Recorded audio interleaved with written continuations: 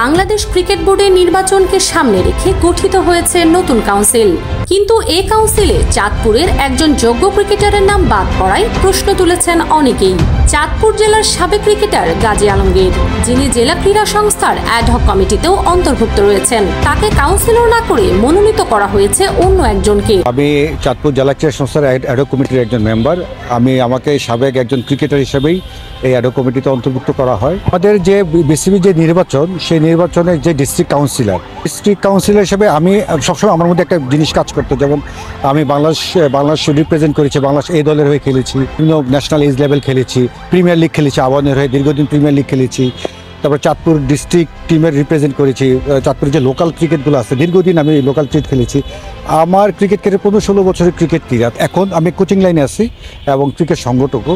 আমাদের যে ad hoc committee আছে চাঁদপুর জেলা ক্রীড়া সংস্থা, অ্যাডহক কমিটির মধ্যে হয়তো আমাকেই সিলেক্ট করবে, বাট আনফর্চুনেটলি কেন এটা হয়নি আমি ঠিক বলতে পারবো। মনোনীত ব্যক্তি ক্রিকেটের সঙ্গে সংশ্লিষ্ট হলেও চাঁদপুর ক্রিকেটের সাথে তার কোনো সংশ্লিষ্টতা ছিল না এবং তিনি ক্রিকেটারও নন।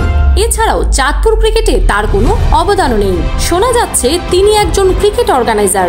গাজী আলমগীরের দাবি, জেলা ক্রিকেটে দীর্ঘদিনের সম্পৃক্ততা থাকার পরও তাকে উপেক্ষা করা শুধু অবিচারই নয়, জাতীয় ক্রিকেট উন্নয়নের জন্য একটি নেতিবাচক বার্তা। বাংলাদেশ ক্রিকেট বোর্ডের যে নির্বাচনী গঠনতন্ত্র স্পষ্ট আকারে বলা আছে, আমি যতটুকু জানি বা শুনেছি, সংশ্লিষ্ট জেলার যে জেলার ডিস্ট্রিক্ট কাউন্সিলর হবে, সংশ্লিষ্ট জেলার একজন সাবেক ক্রিকেটার যে দীর্ঘদিন ক্রিকেট খেলেছেন চাঁদপুর জেলার জন্য বা দেশের জন্য, যার ভূমিকা আছে, তারপরে ওই জেলার একজন ক্রিকেট সংগঠক, পরিচিত মুখ, যাকে সবাই চিনে, এরকম একজন সাবেক ক্রিকেটারই বা ক্রিকেট সংগঠকই ডিস্ট্রিক্ট কাউন্সিলর হবে।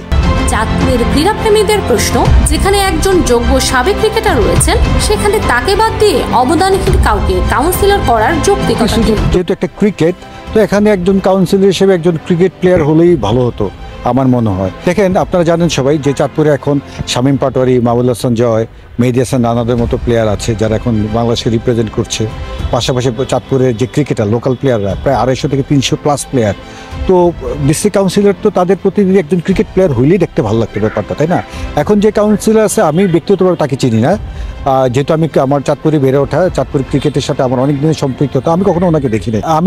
আমরা কেউ ওনাকে দেখি না, ওইভাবে চিনিও না। যেহেতু এটা ক্রিকেটের জন্য ডিস্ট্রিক্ট কাউন্সিলর তো সব প্লেয়ারদের প্রতিনিধি, তো সেক্ষেত্রে সাবেক ক্রিকেটার হলেই জিনিসটা ভালো লাগতো, কারণ সাবেক ক্রিকেটার থাকলে এটা একটা এক্সাম্পল হয়ে থাকতো ভবিষ্যতে।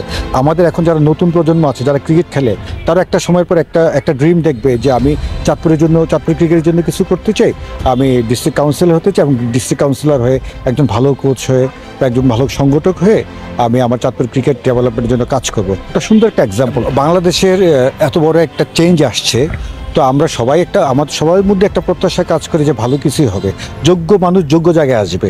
হ্যাঁ, তারপরে কেন হলো না এটা আসলে আমি অবগত না।